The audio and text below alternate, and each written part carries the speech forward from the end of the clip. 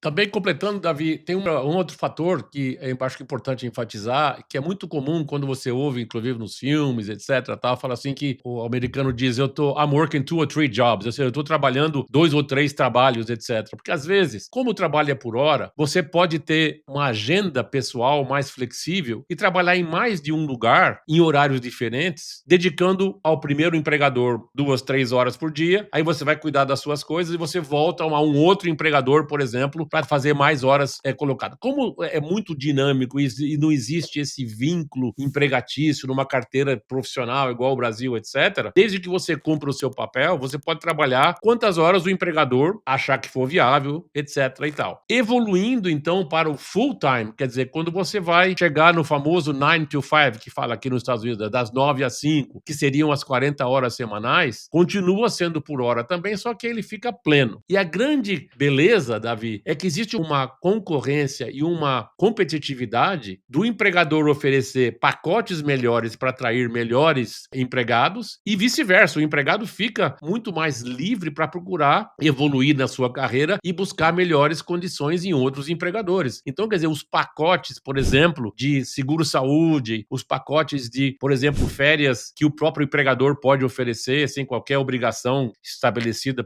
por um Ministério de Trabalho, isso é puramente um pacote de atração para atrair os melhores talentos e retê-los ali. E essa competição é ferrenha, principalmente em áreas que são disputadas nas grandes cidades, nas grandes empresas, na parte de tecnologia, na parte de medicina, na parte acadêmica. Existe toda essa maravilha que é os Estados Unidos, que é baseado na meritocracia. Ou seja, quanto mais eu puder evoluir e contribuir com o meu trabalho, mais eu tenho o direito de ser recompensado. Agora, Sênio, você falou de um detalhe que a gente precisa explicar um pouquinho melhor. Como que funciona justamente essa questão da jornada de trabalho? Porque tem gente que tem a impressão de que você pode trabalhar eterno para o seu patrão, para o seu empregador, no sentido de, não, se o meu empregador exigir que eu trabalhe 12 horas por dia, eu tenho que ficar 12 horas por dia. E também como que funciona essa composição salarial. Vamos tentar explicar isso um pouquinho melhor para ficar mais detalhado.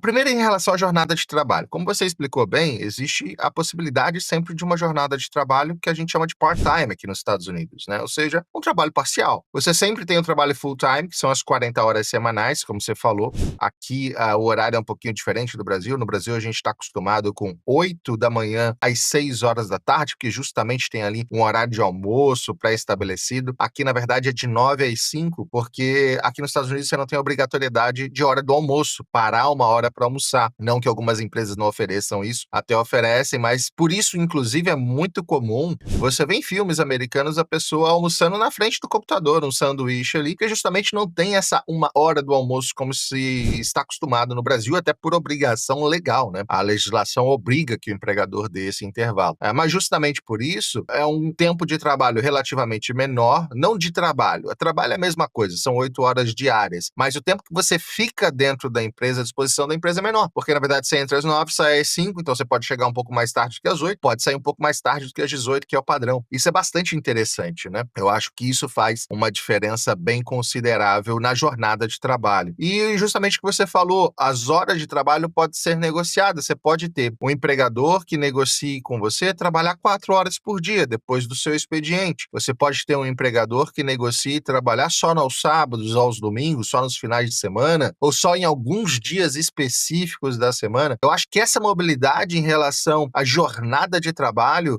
é o que faz uma diferença e dá essa mobilidade tão grande, né, pro americano. E, Arsenio, independente do tipo de jornada, o salário hora sempre vai ser o mesmo? É claro que o salário hora está atrelado à função que você está exercendo e tudo mais, mas um full-time ganha mais do que um part-time, se a gente considerar a hora daquele trabalho, ou não? É a mesma coisa? O que conta mesmo é a quantidade de horas que você se dedica àquela função. Eu acho que a relação aí, Davi, é muito mais com o tempo de casa, com a proficiência do funcionário, etc.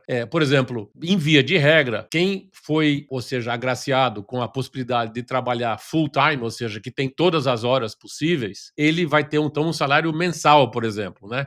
Geralmente, quem ganha por hora recebe weekly, é uma tradição americana. Então, toda semana você recebe o seu trabalho porque você ainda está trabalhando part-time.